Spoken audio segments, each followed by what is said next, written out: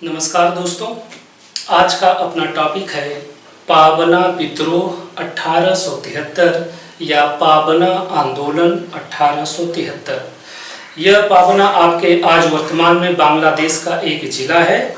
उस समय यह बंगाल, जो कि संपूर्ण एक बंगाल होता था, उसमें एक जिला था, परंतु वर्तमान में यह बांग्लादेश का एक जिला है।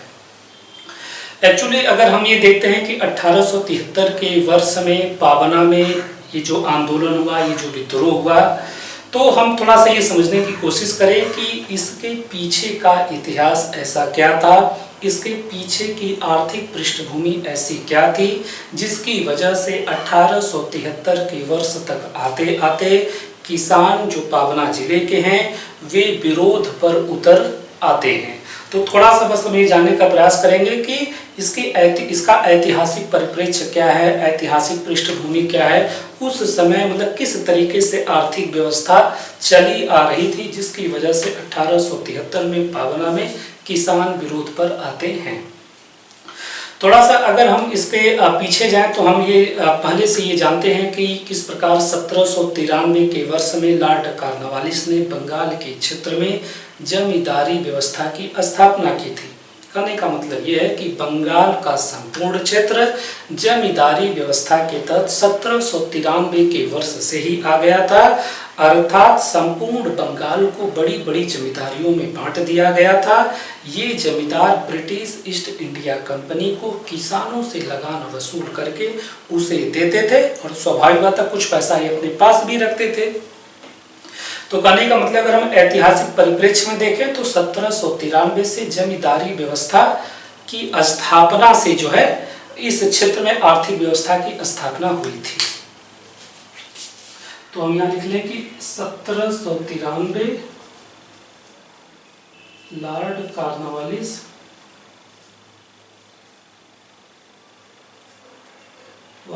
के द्वारा जमींदारी व्यवस्था की स्थापना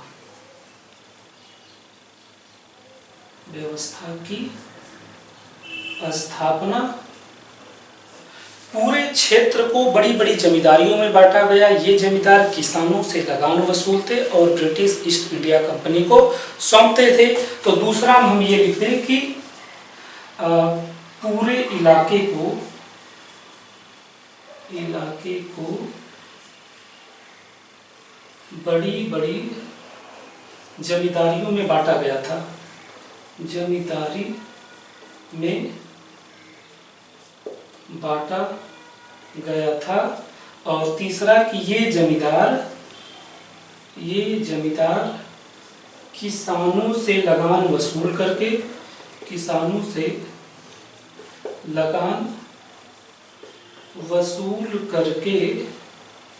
कंपनी को देते। कहने का मतलब यह है कि बंगाल के क्षेत्र में 1793 के वर्ष से जमींदारी व्यवस्था की जो स्थापना हुई थी और उससे ये जमींदार जो है जिन्हें खोजा गया था कि ये व्यक्ति जो है इस संपूर्ण इलाके से लगान वसूलेगा और कंपनी को देगा। तो मोटा मोटा आपका जो है आर्थिक व्यवस्था बंगाल के क्षेत्र में कुछ इस तरीके की थी। अब प्रश्न उठता है कि इस व्यवस्था से फिर ऐसी कौन सी समस्या आ गई जिसकी वजह से 1873 का पाबना विद्रोह या पाबना आंदोलन हो जाता है। पाबना जिले के किसान सहित अन्य जिलों के किसान विरोध पर उतर आते हैं। तो अब इससे कौन सी समस्या आ गई? एक्चुअली अब होता क्या है कि जब जमींदार किसानों से टैक्स वसूल करके, लगान वसूल करके ब्रिटिश ईस्ट इंडिया कंपनी को देते हैं, तो इसके साथ साथ जमींदार खुद अपना मुनाफा बढ़ाने के लिए, क्योंकि उन्हें भी तो जो है मुनाफा चाहिए ही था, तो अपना मुनाफा बढ़ाने के लिए किसानों पर कानूनी रूप से जो सीमाबद्ध लगान था कि किसान कानूनी रूप से इतना लगान जमींदारों को देंगे, उस कानूनी सीमा से भी ज़्यादा लगान जमींदार किसानों से वसूलना शुरू करते हैं। तो पहले में मैं इसमें ये लिखूंगा समस्या में कि कानूनी रूप से भी अधिक जो है मात्रा में लगान वसूलना। तो कानूनी मात्रा से अधिक लगान वसूलना, अर्थात जो कानूनी रूप से जो किसान जमींदारों को लगान देते थे वो तो देते ही थे, लेकिन अब कुछ अधिक लगान ये जमींदार अपना मुनाफा बढ़ाने के लिए इन किसानों से वसूलते थे। दूसरी तरफ अगर हम देखें तो इन वर्षों में 1859 के वर्ष में एक काश्तकार अधिनियम आया था, उसकी संख्या 10। 1859 में काश्तकार अधिनियम संख्या 10 के तहत किसानों को अपनी जिस जमीन को वो जोतते थे उस पर उन्हें कुछ हद तक मालिकाना कब्जा मिला था, अर्थात वे जमीन पर उन्हें कुछ हद तक मालिकाना कब्जा मिला था। चूंकि अब उन्हें जब मालिकाना कब्जा मिल गया था तो ये जमींदार क्या थे, ये जमींदार चूंकि अभी तक इस जमींदारी व्यवस्था के तहत की उस क्षेत्र के संपूर्ण मालिकाना हक इन जमींदारों के पास था, लेकिन 1859 के अधिनियम संख्या 10 के तहत कुछ हद तक जब किसानों को जमीन पर मालिकाना हक मिला तो जमींदारों को थोड़ा सा प्रॉब्लम होने लगी। और उस मालिकाना हक में थोड़ा ये था कि यदि किसान कुछ समय तक उस जमीन पर लगातार खेती कर रहा है तो उसका उस जमीन पर मालिकाना हक हो जाएगा। तो ये जमींदार क्या करते थे कि उन किसानों को वो पूरा टाइम पूरा होने से पहले ही जो है जमींदार किसानों को बेदखल कर दिया करते थे ताकि किसानों का जमीन पर मालिकाना हक न हो पाए। बस इतना समझना है कि किसानों को उनकी जमीन से बेदखल कर देते थे। जमींदार किसानों को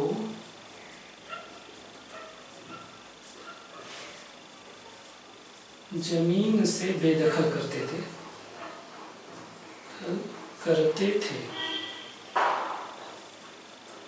वो जो किसानों को जमीन पर जो मालिकाना हक मिला था 1859 के अधिनियम संख्या 10।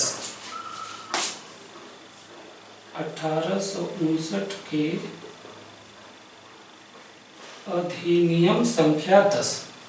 अधिनियम संख्या 10, इस अधिनियम के तहत किसान को जमीन पर कुछ मालिकाना हक मिला था, बशर्ते कुछ समय तक वो किसान जमीन पर खेती करे, लेकिन वो समय वो जमींदार पूरा होने ही नहीं देते थे और उसे बेदखल कर देते थे। अगर हम इस जो है तीसरी समस्या देखें तो ये जमींदार जो है इन किसानों को तरह तरह के मुकदमों में फंसाकर, कुछ इस तरीके का मुकदमा कि वो लगान उन्हें नहीं दे रहे हैं या उन्हें जमीन से बेदखली करने के लिए जमींदार किसानों को अदालतों में जो है उनके ऊपर केस कर देते, उनके ऊपर मुकदमा दायर कर देते थे, उन्हें कानूनी झंझट में वो फंसा देते थे। तो तीसरी समस्या में हम लिखेंगे कि जमींदार किसानों के खिलाफ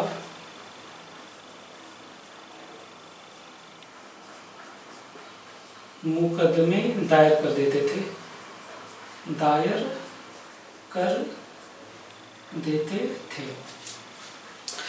अर्थात अगर अभी हम देखें हम अभी तक किस स्थिति में आए हैं कि किस प्रकार 1793 के वर्ष से जो आर्थिक व्यवस्था जमींदारी व्यवस्था आई थी उसे से कुछ ऐसी समस्याएं उत्पन्न होने लगी। उन किसानों को से अधिक मात्रा में कर लिया जा रहा है, किसानों को जमीन से बेदखल कर दिया जा रहा है, उन्हें अदालतों में घसीटा जा रहा है। तो स्वाभाविक बात है कि पाबना के क्षेत्र में या बंगाल के अन्य क्षेत्र में किसान प्रतिक्रिया करते ही तो ऐसी प्रतिक्रिया होती है। अगर अब हम प्रतिक्रिया में जाएं जो है तो 1873 में पाबना जिले के यूसुफ जाही परगना में 1873 में पाबना जिले के यूसुफ जाही परगना में किसान एकजुट होते हैं, किसान संघ की स्थापना करते हैं। यह किसान संघ उस पाबना जिले के किसानों को एकजुट करना शुरू करता है, संघ का सदस्य बनाना शुरू करता है। जब यह किसान संघ उस पाबना जिले के किसानों को एकत्रित कर लेता है, संघ का सदस्य बना लेता है, तब वह लगान हड़ताल का आयोजन करता है। किसान संघ जो कि पाबना जिला में बना था, फिर वह किसानों को एकजुट करने के बाद वो लगान हड़ताल का आयोजन करता है। इस लगान हड़ताल में ये बात की जाती है कि जो कानूनी रूप से किसान जमींदारों को लगान देंगे वो तो देंगे ही देंगे, लेकिन जो अतिरिक्त मात्रा में जमींदार किसानों से लगान वसूल रहा है वो अतिरिक्त मात्रा वाला हिसाब जो है किसान जमींदारों को नहीं देंगे। तो लगान हड़ताल में ये बात की जाती है कि किसान जमींदारों को अतिरिक्त मात्रा में जो लगान की वसूली हो वह नहीं देंगे। तीसरी तरफ यही किसान संघ जो है इसके पास काफी लोग इसे जो है चंदा भी देते हैं। जमींदारों के खिलाफ वो जो है अदालतों में, जमींदारों के खिलाफ अदालतों में मुकदमा दायर करते हैं। वो इसलिए कि भी हम देख रहे हैं कि किस प्रकार जमींदार किसानों को बेदखल कर देते थे उनकी जमीन से, तो वो बेदखली लेने के लिए, वो जमीन पर कब्जा लेने के लिए किसान संघ जो है जमींदारों के खिलाफ अदालतों में मुकदमा दायर कर रहे थे। तो अगर हम थोड़ा सा यहाँ लिखें कि किस प्रकार 1873 के वर्ष में पाबना के यूसुफ जाही परगना में किसान संघ की स्थापना होती है। यह किसान संघ उस जिले के सभी किसानों को इकट्ठा करता है। इकट्ठा हो जाने के बाद फिर यह लगान हड़ताल का आयोजन होता है। लगान हड़ताल में कानूनी रूप से जो वो आपको देना है लगान, वो तो किसान जमींदार को देंगे ही, लेकिन बढ़ी हुई मात्रा को नहीं देंगे। और तीसरा काम वो क्या करते हैं, जमींदारों के खिलाफ मुकदमा दायर करते हैं। तो यहाँ हम लिखेंगे 1873 पाबना के यूसुफ शाही परगना में किसान संघ की स्थापना यह किसान संघ पाबना जिले के किसानों को एकत्रित करता है। यह किसान संघ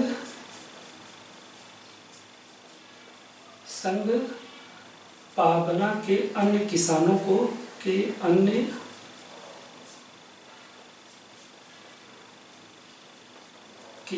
को इकट्ठा करता है। जब वो इकट्ठा हो जाते हैं तो लगान हड़ताल का आयोजन, उसके साथ ही जमींदारों के खिलाफ मुकदमा दायर शुरू करते हैं। वो मुकदमा इसलिए कि अदालतों के माध्यम से जिस किसान को उसकी जमीन से निकाला गया है उसे वह जमीन मिल जाए। तो हम यहाँ देखेंगे पहला किसान संघ बना, दूसरा काम जो है लगान हड़ताल, और तीसरा काम जो है जमींदारों के खिलाफ मुकदमा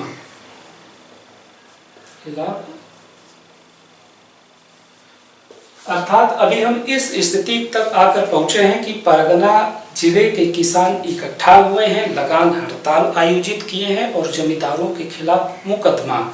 जब इस क्षेत्र में ऐसी कामयाबी मिल जाती है तो धीरे धीरे बंगाल के अन्य जिलों में भी कुछ ऐसे ही कार्य किए जाने शुरू होते हैं। अर्थात अब उन जिलों में भी किसान संघ की स्थापना, उन जिलों में भी लगान हड़ताल का आयोजन और वहाँ भी जमींदारों को अदालतों में खींचना। जैसे अगर मैं कुछ जिलों की नाम बात करूं तो जैसे आपका पाबना तो हो ही गया, अब उसमें ढाका आ जाता है, उसमें आपका मुर्शिदाबाद आ जाता है, राजशाही आ जाता है, वर्धमान आ जाता है, नदिया आ जाता है, फरीदपुर आ जाता है। अगर मैं थोड़ा सा इनका जो लोकेशन अगर मोटा मोटा बता दूँ, अगर मान लीजिए ये आपका बंगाल है और यहाँ आपका पाबना हो गया, ये आपका ढाका, राजशाही, मुर्शिदाबाद हो गया, वर्धमान, नदिया, फरीदपुर।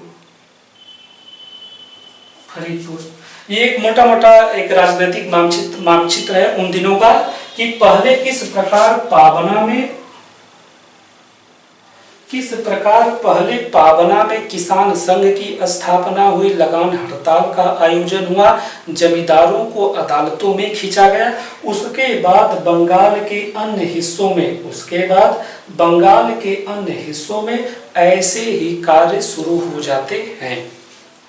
तो स्वाभाविक बात है कि एक तरफ किसान कितना एकजुट हुआ है, कानूनी रूप से वह मुकदमा लड़ना शुरू कर रहा है, कुछ ऐसी चीजें होती हैं। लेकिन इसी के साथ साथ बंगाली बुद्धिजीवी वर्ग भी किसानों के साथ आता है, सरकार को ज्ञापन देता है, सरकार को समझाने की कोशिश करता है कि किस प्रकार 1859 के अधिनियम संख्या 10 के तहत किसानों को जो जमीन का अधिकार, मालिकाना हक मिला है, ये जमींदार उन्हें बेदखल कर देते हैं, अधिक मात्रा में उनसे लगान वसूल कर रहे हैं, उन्हें अदालती चक्कर में फंसवा रहे हैं।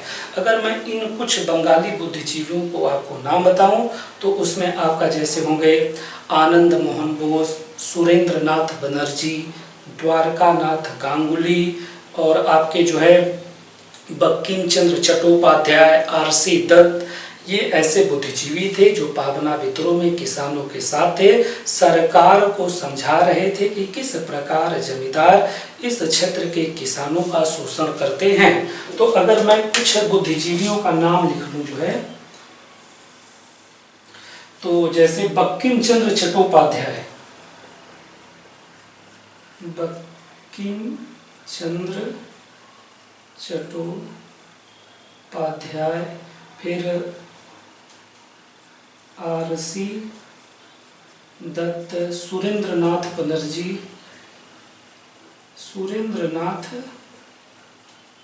बनर्जी, फिर आनंद मोहन बोस और द्वारका नाथ गांगुली।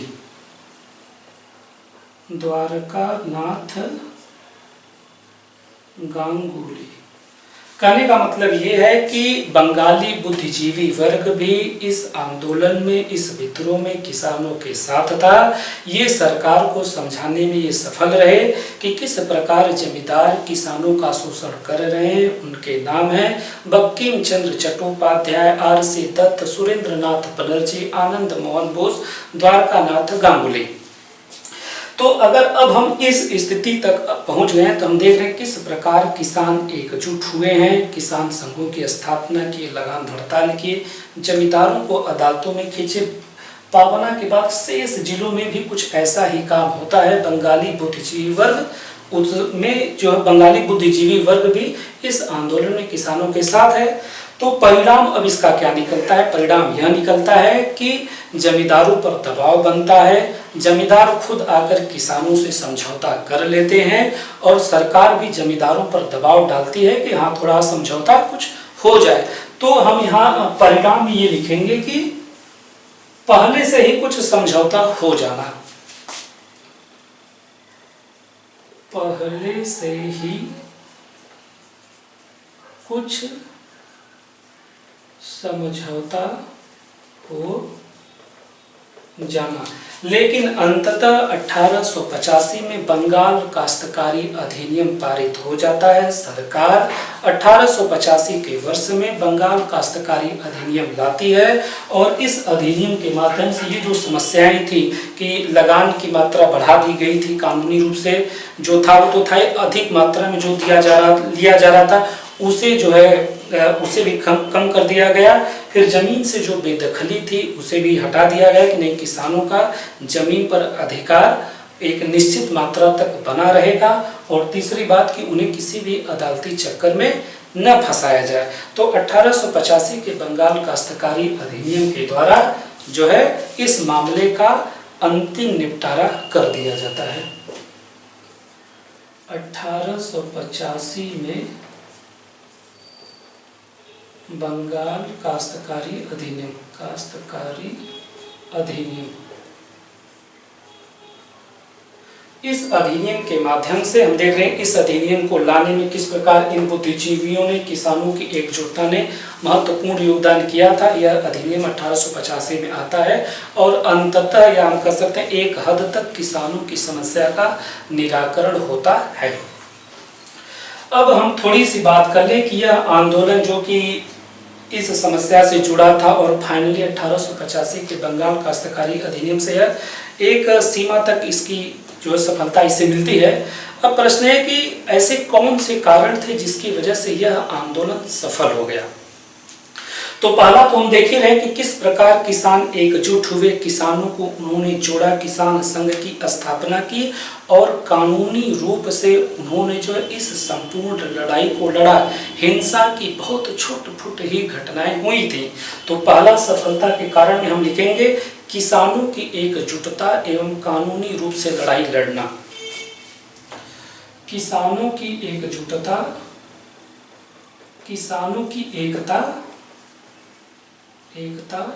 व कानूनी माध्यम से लड़ाई लड़ना। दूसरी बात, अभी हम देख रहे हैं किस प्रकार बंगाली बुद्धिजीवियों ने भी इस आंदोलन में किसानों का साथ दिया था और सरकार को समझा रहे थे। तो बंगाली बुद्धिजीवियों का योगदान, बंगाली बुद्धिजीवियों का योगदान। अगर इस क्षेत्र में हम देखें तो जमींदार मैक्सिमम मात्रा में हिंदू थे और किसान मुसलमान थे। उसके बावजूद धर्म के नाम पर लोग इकट्ठा नहीं हुए कि जमींदार यदि हिंदू है तो सभी जमींदार हिंदू एक साथ हो जाएं और मुसलमान यदि जो वो किसान है तो वो धर्म के आधार पर वो एकजुट हो जाए। ऐसा बिल्कुल नहीं था। केवल आर्थिक कारण पर ही ये जो है आंदोलन जो है चला था। तो हम ये लिखेंगे कि केवल मूल मुद्दे पर ही लोगों का ध्यान होना, मूल मुद्दे पर ही ध्यान होना, या हम कहते हैं धर्म का सहारा न लेना, धर्म का सहारा न लेना। चौथी बात देखिए, इस आंदोलन में किसानों की मांग क्या है? इस आंदोलन में किसानों की मांग ये थी कि जो बढ़ा हुआ लगान है वो नहीं देंगे। 1859 की अधिनियम संख्या 10 को सही तरीके से लागू किया जाए और उन्हें अदालतों में न फंसाया जाए। तो यह मांग थी। तो जो ब्रिटिश सरकार थी, जो ब्रिटिश सरकार जो इस चीज को समझती थी कि यह जो है जो मौजूद कानून है उसी के दायरे में रहकर ये बात कर रहे हैं, तो ब्रिटिश सरकार भी इनके साथ थी। तो हम ये लिखेंगे कि कानूनी ढांचे के अंदर ही इनका विरोध या इनकी मांग, कानूनी ढांचे के अंदर ही मांग, जिसकी वजह से ब्रिटिश सरकार इस आंदोलन या इस विद्रोह को नहीं दबाई, क्योंकि वो जानती थी कि इनकी जो मांग थी ये कानून में जो इन्हें अधिकार मिला है केवल ये उसी की बात कर रहे हैं। ये यहाँ तक। अब थोड़ा सा यदि हम बात कर लें कि इस आंदोलन की कमजोरी क्या थी। देखिए 19वीं शताब्दी का यह आंदोलन है। ये इनका आंदोलन का मूल उद्देश्य क्या था? ये बात ये कर रहे हैं कि जो बढ़ा हुआ लगान है उसे नहीं देंगे, जो जमींदार इन्हें अदालतों में लेकर जा रहे हैं वहां नहीं जाएंगे, और जमीन पर इन्हें जो इनका जो बेदखली कर दिया जा रहा है उसे न किया जाए।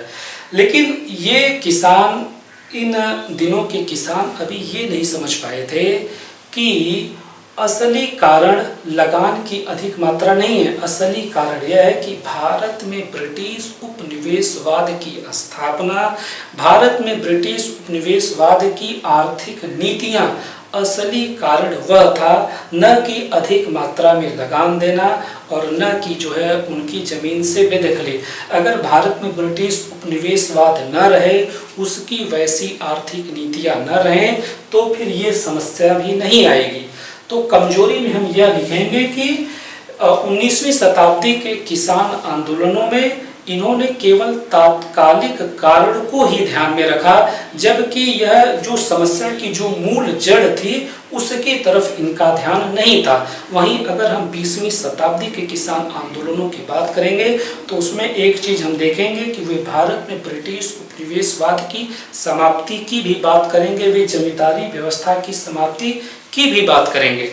तो हम कमजोरी में केवल ये लिखेंगे कि मूल जो ब्रिटिश शासन का जो मूल चरित्र था उसे न देख पाना,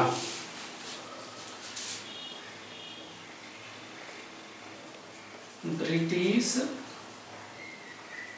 शासन के मूल चरित्र को न देख पाना।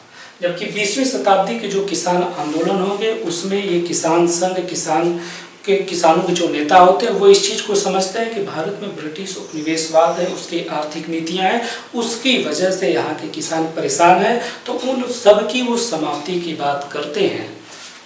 चलिए, आज का अपना ये टॉपिक कंप्लीट है। धन्यवाद।